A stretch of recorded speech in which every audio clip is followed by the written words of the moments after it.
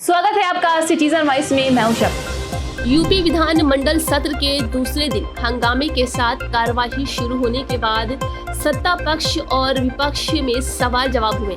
सदन के नेता प्रतिपक्ष अखिलेश यादव ने प्रदेश में स्वास्थ्य सेवाओं को लेकर सवाल उठाए, जिसका जवाब नेता सदन मुख्यमंत्री योगी आदित्यनाथ ने दिया। हालांकि नेता प्रतिपक्ष अखिलेश नेता सदन मुख्यमंत्री योगी के जवाब से संतुष्ट नहीं हुए और सदन से वॉकआउट कर लिया। वहीं अखिलेश यादव ने स्वास्थ्य सेवाओं को लेकर कहा है कि अगर सरकार के पास बजट नहीं है तो मुख्यमंत्री को स्वीकार करना चाहिए। इस घटना का मैंने शुरुआत में जिक्र किया था कि एक पिता अपने बेटे को इलाज कराने के लिए सीतापुर से चल करके और ऑक्सीजन लेकर के चला, जहां उसे पर्याप्त इलाज मिल जाना चाहिए था। सीतापुर में इलाज नहीं हो पाया तो अपने साथ वो गैस सिलेंडर लेकर के, ऑक्सीजन सिलेंडर लेकर के चला। उसे लगा कि लखनऊ में आकर के उसके बच्चे का इलाज हो जाएगा। वो गरीब लखनऊ में भी आया, अस्पतालों में जाने के बाद भी उसे इलाज नहीं मिल पाया और किसी दलाल के माध्यम से उसे प्राइवेट अस्पताल में जाना पड़ा।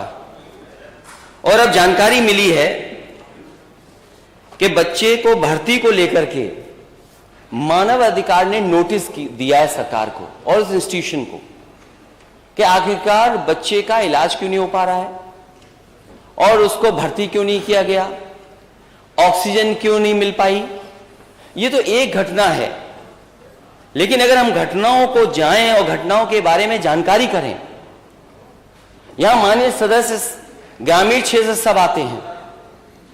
अगर एम्बुलेंस के लिए फोन किया जाए तो आज स्थिति यह पैदा हो गई है कि एम्बुलेंस समय पर नहीं पहुंच पा रही।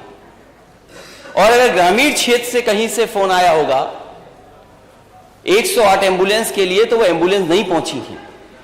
और कई बार ये जानकारी मिली है, वो अखबारों में भी छपा है, टीवी में चला है, न्यूज में आई है बातें।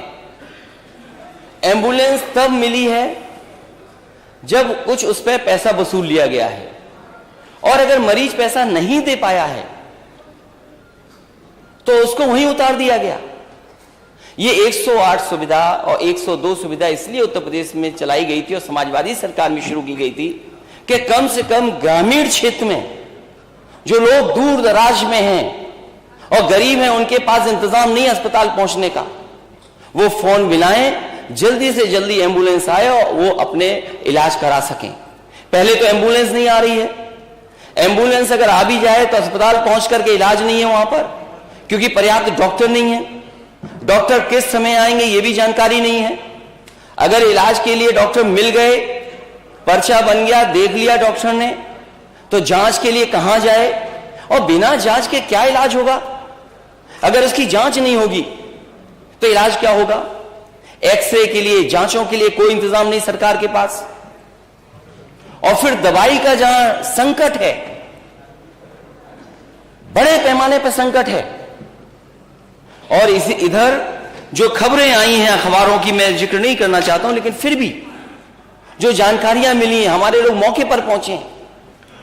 अगर परिवार का सदस्य को इलाज नहीं मिल पाया, मृत्यु हो गई, तो कई ऐसी सूचनाएं हैं जहां पर मोटरसाइकिल पर, अपने कंधों पर अपने परिवार के सदस्य को गांव तक लेकर के गए हैं।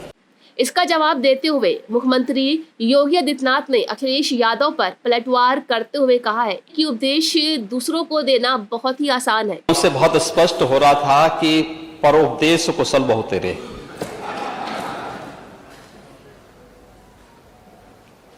और उनको यह भी नहीं पता था कि वह जो बोल रहे हैं आखिर किसको बोलना चाहते हैं। इस प्रदेश में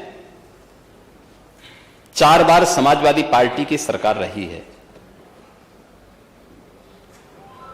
और मुझे नहीं लगता है कि 25 करोड़ जनता जो प्रदेश की है या देश की 135 करोड़ की आबादी में से कोई भी व्यक्ति जो राजनीतिक रूप से उनसे उपकृत होगा, उनको छोड़ करके शेष कोई भी समाजवादी पार्टी को एक सही नजरिए से देखता होगा।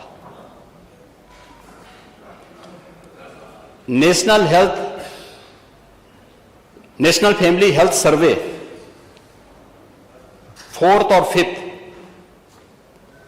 जो आए हैं या इससे पहले जो सर्वे हुए हैं, वे सर्वे इस बात की गवाही देते हैं कि उत्तर प्रदेश में विगत 5.5 वर्षों के अंदर स्वास्थ्य सेवाओं में बेहतरीन सुधार हुआ है। और चाहे वह एनीमिया से जुड़े हुए मामलों में सुधार का प्रश्न हो, ये नेशनल एवरेज से अच्छा हुआ है। शिशु मृत्यु दर और मातृ मृत्यु दर यह पहले की तुलना में काफी इसमें सुधार हुआ है। अन्य मामलों में भी उत्तर प्रदेश ने उत्तरोत्तर वृद्धि की है, काफी उसमें अच्छी प्रगति हुई है। मैं केवल एक उदाहरण देना चाहता हूं। गोरखपुर की चर्चा माननीय नेता प्रतिपक्ष ने की और बोलते बोलते उनको बहुत सारी चीजें याद आती हैं। स्वाभाविक रूप से जब कोई चीज और खासतौर पर जनता जनार्दन अपना फैसला करके दे ही देती है, सपने जब तार तार होते हैं तो उसका दुख होगा ही। और उनकी बातों में वो दुख झलक भी रहा था, लेकिन हमें जनता जनार्दन के फैसले को स्वीकार तो करना पड़ेगा। ताज़ा खबरों की अपडेट के लिए जुड़े रहिए हमारे साथ सिटीजन वॉइस पर।